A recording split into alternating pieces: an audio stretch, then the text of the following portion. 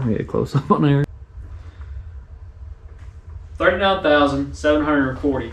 That's the number of people who were shot or killed in the year 2018, according to the Center for Disease Control and Prevention, or as we all know, CDC.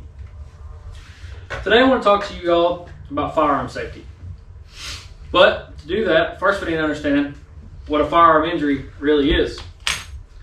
So the CDC classifies a firearm injury as a gunshot wound or penetrating injury that is formed from a powder charge that to fire a projectile.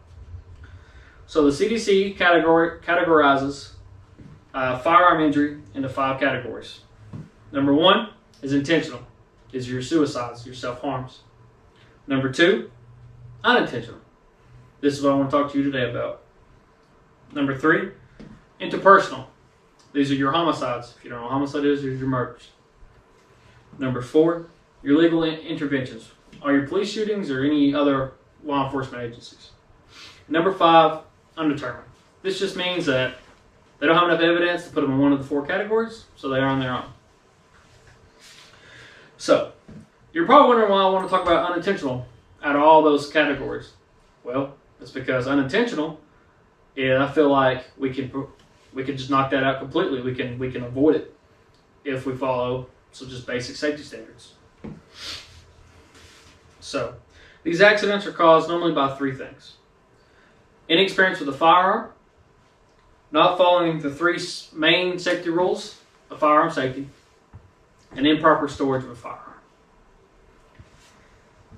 So first, inexperience with a firearm. No one's an expert.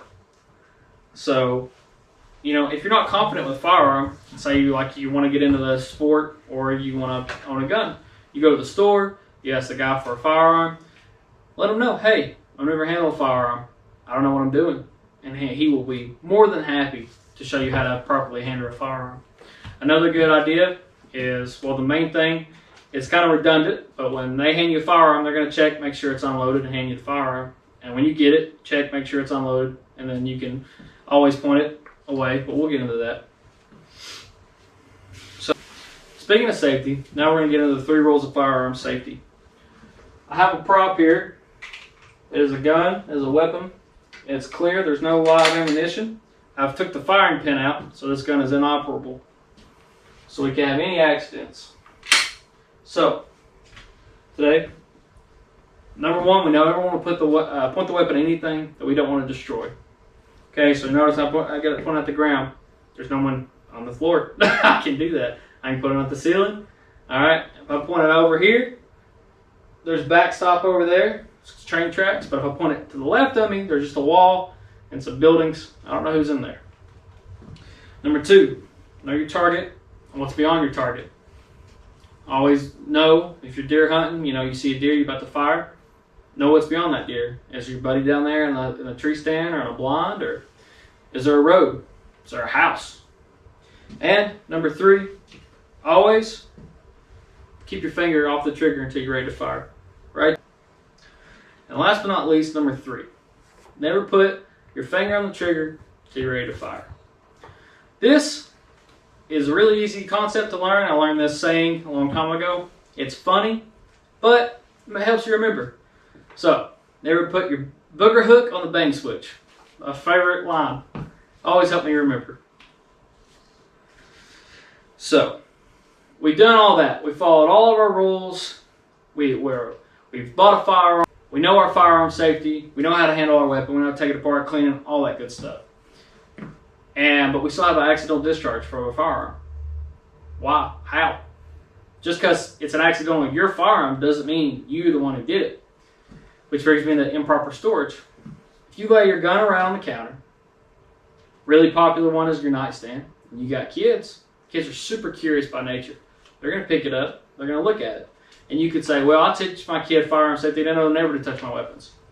Good. Good for you. But kids do it all the time. Playing video games, they say, hey, my dad has that weapon on that video game. Their friend says, let me see it. They want to be cool. So they go, pick up the gun, looking around. They think they're awesome. Bang. Your son's dead. Best friend dead. Brother, sister. So I want to talk about some of the different types of locks. So here we have a simple lock, and the best thing about these, they come with all firearms that you buy. They go right through the mag, and they make it to where you can't load a round in here or fire. It just stops the weapon from doing anything.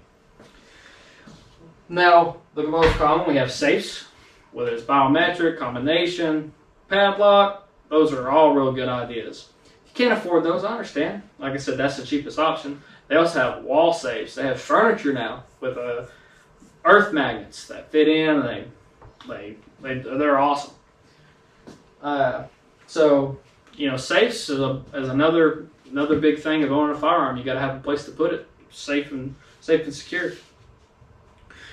Now, I know we're going to talk about unintentional today, but I wanted to double back and talk about intentional, self-inflicted. Okay? No reason for you all to feel alone. Even if you do feel alone, you're about the bottom. No reason to kill yourself. There's always, always, always one person who cares about you, whether you feel alone or not. So I want to take the time and give you the National Suicide Prevention Hotline. It's 1-800-273-8255. Again, that's 1-800-273-8255. If you ever feel like you're alone, they have fantastic counselors to get you through whatever you're going through, and you're never alone. So we're all responsible for each other's safety. So if we all take what we learned today and we go tell a family member and they tell a family member, eventually we're all going to be safe with firearms. And I know we're never going to be able to cut out completely accidents, but we'll be able to reduce that 30,000 number dramatically if we all follow firearm safety. Thank you all, and I hope you all have learned and enjoyed this presentation of firearm safety.